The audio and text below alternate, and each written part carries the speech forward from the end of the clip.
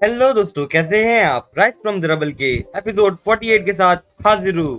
Episode की शुरुआत में हमें म्यू दिखाई जाती है और वो कहती है कि तुमने जिन बंदों को भेजा था वहाँ पे उन लोगों को एविडेंस मिला था क्या कुछ। और हाँ, उन लोगों ने किसी लोगों को पकड़ा था वहाँ पे जितने भी लोगों ने अटैक किया था। और दोस्तों, यहाँ पे एक्चुअल में जिनिंग सिटी की बात हो रही है जहाँ मॉन्स्टर आउटब्रेक हुआ था हाल ही में। और वो टेबल पे बैठी हुई लेडी कहती कि हमें कुछ भी नहीं मिला वहां से, और हमारे जो लोग थे वो भी अभी तक वहां से आए नहीं है। और जो म्यू हैन था वो भी अभी मर चुका है, और उसके साथ जितने भी लोग थे वो ही मर चुके हैं। और जो दूसरी साइड की जो फैमिली थी वो भी बहुत बुरी तरह से मर चुकी है। और वहाँ पे एक और फैमिली थी जो वहाँ से भाग चुकी है, और उन लोगों ने जो एविडेंस थे वो भी छुपा लिए अपने। और ये बात सुन के म्यू जरा दुखी सी हो जाती है और कहती कि हम लोग फिर से उस फैमिली को पनिश नहीं कर पाएंगे। और म्यू से कहते कि वो जो दूसरी साइड की जो फैमिली है वो बहुत ज्यादा स्ट्रांग है, बिल्कुल हमारी तरह। और हमारे पास फिलहाल कोई भी एविडेंस नहीं है, इसलिए हम लोग उनके ऊपर अटैक नहीं कर सकते। बस एक बार हमें एविडेंस मिल जाए, हम लोगों के पास बहुत बड़ी अथॉरिटी मिल जाएगी उन लोगों के ऊपर अटैक करने के लिए। और म्यू वहां से जाने लगती और कहते कि अगर कोई भी एविडेंस मुझे मिला तो मैं तो आपको जरूर बताऊंगी, और अगर आपको कोई एविडेंस मिलता है तो प्लीज मुझे जल्दी से बताइएगा। और लेडी कहती कि तुम लोग चिंता मत करो, मैं उन लोगों पर एकदम ध्यान रखी बैठी हूँ। अगर कोई भी एविडेंस मिलता है तो मैं जरूर तुम्हें बताऊंगी। और वो लेडी अपने मन में कहती कि मैंने उन लोगों के ऊपर एकदम ध्यान रखा हुआ है, और मैं इस चीज का जरूर ध्यान दूंगी कि उन लोगों को कभी भी कोई भी एविडेंस ना मिले। और ऊपर से म्यू तुम भी मरने वाली हो बहुत जल्द। और अगले सीन में म्यू एक रूम में होती है और उसे जियो के बारे में पता चल चुका होता है कि वो डोंग है मॉन्स्टर सिटी में आ चुका है। म्यू कहती कि ये जियो यहाँ पे क्यों आया है, वो सिर्फ यहाँ पे मरने के लिए आया है, और ऊपर से उसके ऊपर कितने सारे लोगों ने टारगेट बना के रखा हुआ है जो कि उन्हें मारना ही चाहते हैं। और क्या जियो को पता है कि वो कितनी डेंजरस सिचुएशन में फंस चुका है अभी।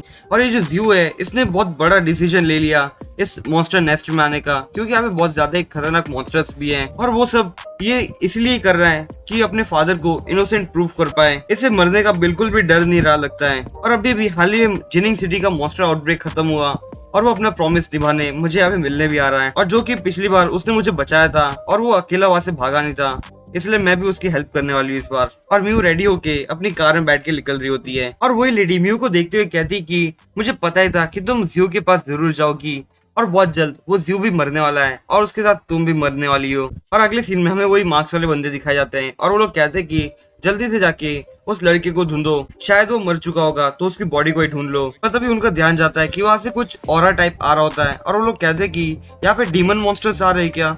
और वो मार्क्स वाले बंदे कहते हैं कि अभी हमें जियो के बारे में नहीं सोचना चाहिए और हमें जल्दी से यहाँ से भागना चाहिए, क्योंकि ये मॉन्स्टर बहुत ज्यादा स्ट्रांग होता है। और वो लोग भागते हुए कहते हैं कि वो जो ग्रेनेड था एकदम स्पेशली ऐसे बनाया गया था कि कोई भी जनरल रैंक का बंदा मर सके, और जो कि जियो जनरल रैंक पे था तो शायद मर भी चुका होगा।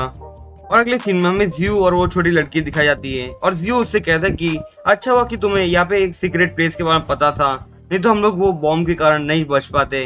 और वो छोटी लड़की फिर से उसे बोलती कि तुम मुझे छोटी लड़की क्यों बोल रहे हो, मैं कोई छोटी लड़की नहीं हूँ, और मैंने तुम्हें पहले ही बताया था कि मेरा जो नाम है फ्यू रेन है, तो हम यहाँ पे इसे फ्यू ही बुलाते हैं। जियो से कहता है कि ये जो रिच पीपल होते हैं इन लोगों के पास कितने अजीब से नाम होते हैं। और लड़की फिर से गुस्सा हो जाती है और कहती है कि रिच पीपल मत बोलो, मेरा नाम फ्यू रेन है तो मुझे सिर्फ फ्यू रेन ही बुलाओ। और तभी अचानक से उन सबको एक प्रेशर फील हो रहा होता है और कहते हैं कि यहाँ पे कुछ तो अलग से आ रहा है, और यहाँ पे वो लोग मॉन्स्टर्स की बात ही कर रहे हैं। और जियो ने उस छोटी बच्ची को अपनी गोद में उठा लिया होता है और उसको बोलता है कि मेरे को वहाँ पे लेके जाओ, मेरी जो चीज है वो वहाँ पे है। और वो लोग उसकी स्टोरेज एरिया में पहुंच जाते हैं, और जियो से कहता है कि ये सारी जो चीजें है वो तुमने चुराई थी। वो छोटी लड़की जियो से कहती है कि तुम्हें क्या लगता है कि मैं चीजें चोरी करती हूँ क्या, अगर मैं भूख से मर भी जाऊंगी तो भी मैं चोरी बिल्कुल नहीं करने वाली। जियो उस छोटी लड़की से कहता है कि शायद वो जो गैस है वो फिर से रिलीज हो गई होगी, इसलिए जो मॉन्स्टर्स हैं वो इस डायरेक्शन में आ गए।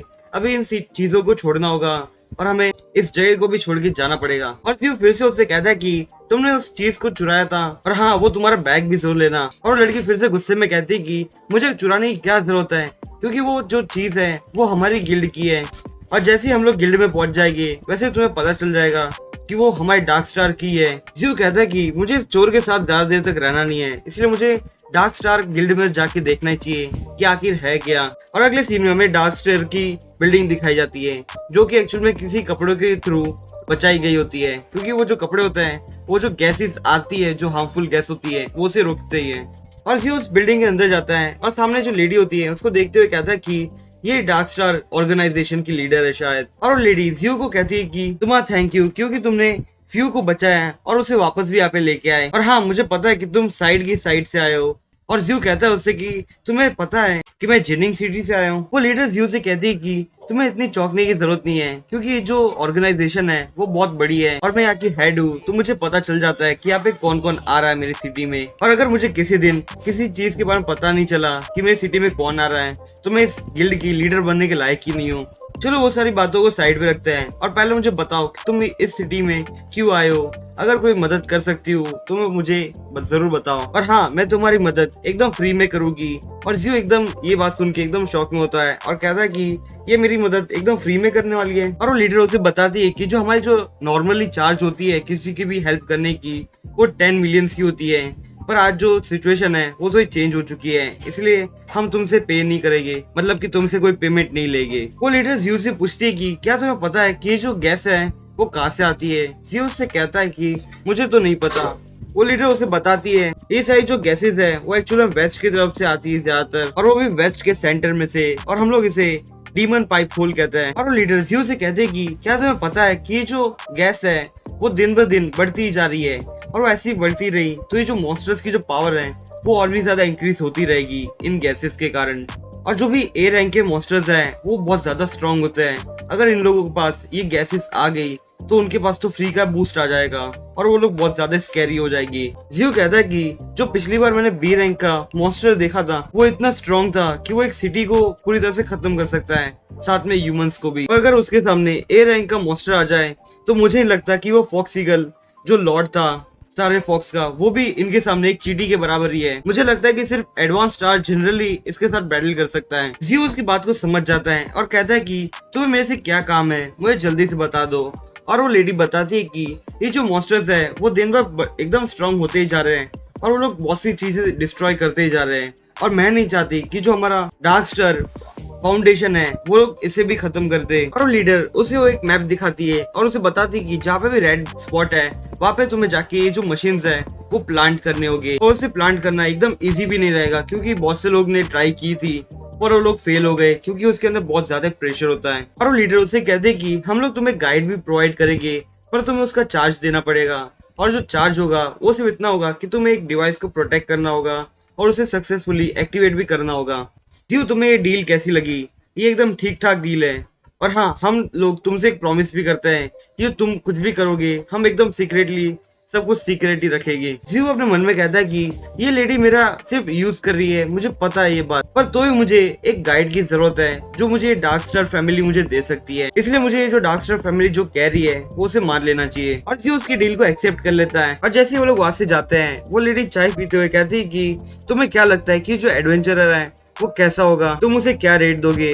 अतः ही वहाँ पे वीचेन जैसा एक होलोग्राम वहाँ पे आ जाता है। वो कहता है कि वो एकदम एक्सीलेंट है, पर अभी भी, और वो इतना ही बोल के वहाँ से गायब हो रहा होता है और कहता है कि कुछ नहीं, वो सिर्फ एक एक्सीलेंट गाय है, वो एक काम अच्छे से कर पाएगा। और अगले सीन में जियो दिखाया जाता है जो लोग बिल्डिंग्स के ऊपर से जंप मार चुके होते हैं। और जियो वो सामने एक लेडी को देखते हुए कहता है कि ये मेरी टीममेट है और एकदम प्रोफेशनल है एक डिवाइस को एक्टिवेट करने में, और मुझे क्या लगता है कि इसके ऊपर विश्वास करना चाहिए या फिर नहीं करना चाहिए। फिलहाल मुझे ये सारी बातों को साइड पे रखना चाहिए और मुझे जल्दी से वो लोकेशन ढूंढना चाहिए और जो मेरा गोल है उसे अचीव करना चाहिए। और अगले सीन में वो लोग एक रिवर के पास पहुंच चुके होते हैं जो कि एक्चुअल में लावा से भरा होता है, और वो एक्चुअल में पॉइजन होता है, वो लावा नहीं होता। और फ्यू से कहता है कि तुम मुझे बताओ कि हम लोग ये रिवर को कैसे क्रॉस करने वाले हैं। और फ्यू अपनी पावर को एक्टिवेट करते हुए कहती कि हम लोग पिछली जो टनल्स में थे हम लोग उस बार इसे यूज नहीं कर पाएंगे, क्योंकि ये रिवर्स के कारण वहाँ पे पॉइजन चला गया है। और ये जो रिवर के ऊपर जो पॉइजन लगा हुआ है वो सिर्फ मॉन्स्टर को नहीं रोकता,